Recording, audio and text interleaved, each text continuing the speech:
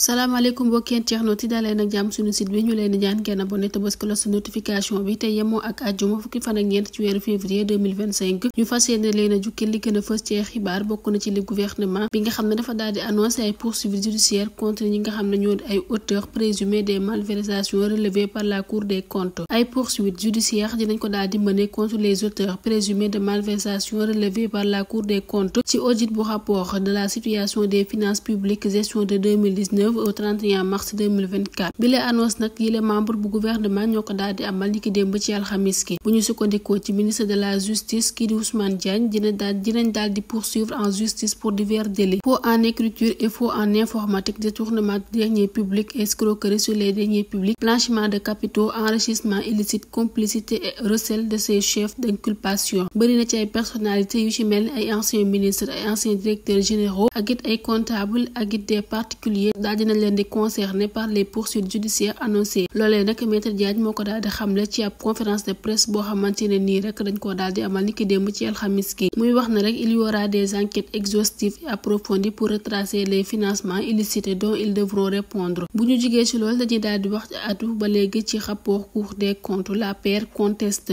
Parti APR nag daal dinay amal ab conférence de presse ginnaaw bi nga xamante ne nii gouvernement bi daal dinañ koy amal niki démb ci alxamis gi kii di Pape Malick Ndour di ancien ministre nekkit militant bu parti bu Macky Sall bi daal di communiquer son analyse du rapport de la Cour des comptes. APR nag daal di convaincu que le rapport produit par les services de l'IGF et la certification n'ont pas respecté le principe du contradictoire. Amul benn ancien ministre des finances boo xamante ne ni daal di soumettre à cet exercice, ce qui aurait pourtant permis d'apporter des éléments de réponse à certaines interpellations. Loolee nag Pape Malick Ndour moo ko daal di xamle. En plus de cela daal di pointer du doigt la décision du gouvernement traduire en justice ay auteurs présumés, car selon lui bi les rapports ne mentionnent dans ses recommandations aucun cas de détournement, d'ouverture d'informations judiciaires, de traduction devant la chambre de discipline financière ou même de remboursement. Bu ñu jugee ci loolu dañuy daal di wax àddu jëm ci maître Boubacar Cissé. Pour le moment, Farba Ngom n'est pas dans une position d'inculpation. Le juge nous a reçus mais il ne nous a pas posé de questions car nous ne sommes pas encore dans la phase d'inculpation. Nous sommes plutôt dans la phase de la discussion. Nous avons demandé au juge un break pour pouvoir nous concerter et demander un report. C'est ce que nous avons fait et le juge nous a concédé un délai de 15 jours, c'est-à-dire jusqu'au 27 février 2025, pour nous permettre de nous concerter avec notre client et d'y apporter les éléments qui nous permettront de mieux assurer sa défense. Il est propos nekk kàddu yi kenn ci ay avocat wu maire bu Agnam bi, à savoir maître Boubacar Cissé. Loolee nag daal ci am ginnaaw convocation bu Mouhamed Ngom di Farba par le magistrat instructeur du pôle judiciaire financier niki démb ci alxamis gi. Le conseil de l'ancien député de laisser entendre à partir du 27 février il se pourrait qu'il soit inculpé, mais l'inculpation ne veut pas dire déjà culpabilité et elle ouvre droit à des contestations. Farba Ngom va préparer tous ces éléments-là et le jour J il se présentera en compagnie de ses avocats. Bu ñu jugee ci loolu dañuy daal di wax àddu jëm ci surpopulation carcérale, une poudrière pouvant exploser à tout moment. Ab rapporteur spécial bu ONU sur la torture a qualifié jeudi la surpopulation carcérale au Sénégal de dramatique et inhumaine, une poudrière pouvant selon elle exploser à tout moment après une visite d'une dizaine de jours dans le pays. Madame Alice Gilles Edouard daal dina prononcé en faveur de l'abrogation de la loi d'amnistie votée en mars à l'initiative de l'ex-président Macky Sall. Bi le texte approuvé avant le scrutin présidentiel daal di conduit fin mars à l'élection du président Bassirou Diomaye Faye daal dina couvrir les faits survenus diggante 2021 jàpp 2024 trouble politique yi nga xamante ne nii daal dina def officiellement 79 mois. Sur les prisons daal dina woo le gouvernement ci mu adopté ay mesures exceptionnelles de toute urgence pour alléger la pression sur le système pénitentiaire. Bu ñu jugee ci loolu dañuy daal di wax àddu jëm ci gouvernement bi nga xam ne daal dina promettre ab refonte du modèle de gestion des finances publiques ginnaaw diffusion bu récent rapport de la Cour des comptes aju ci état des finances publiques. Gouvernement bi nag daal dina tenir ab conférence de presse niki démb ci alxamis yi ngir daal di waxtaan ci les conclusions bi le document nag daal di ressurgir le débat autour de la gestion financière sur l'ancien régime. En réponse à cette situation jugée critique yi la nouvelle autorité représentée par le ministre des Finances et du Budget budget daal di dañuy annoncé seen volonté remodeler le système de gestion publique. kii di Cheikh Dibe di ministre concerné daal di ne souligner que bi le rapport est une photographie fidèle de la situation financière du pays daal di ne confirmer tey di valider yi les constats établis par l'inspection générale des finances tey daal di mettre en lumière ay insuffisances qu'il est désormais impératif de corriger avec rigueur et détermination. Au-delà de ces observations kii di Cheikh Dibe daal di ne saisir bi l'occasion ngir évoquer la nécessité urgente d'un renouveau dans la gestion publique.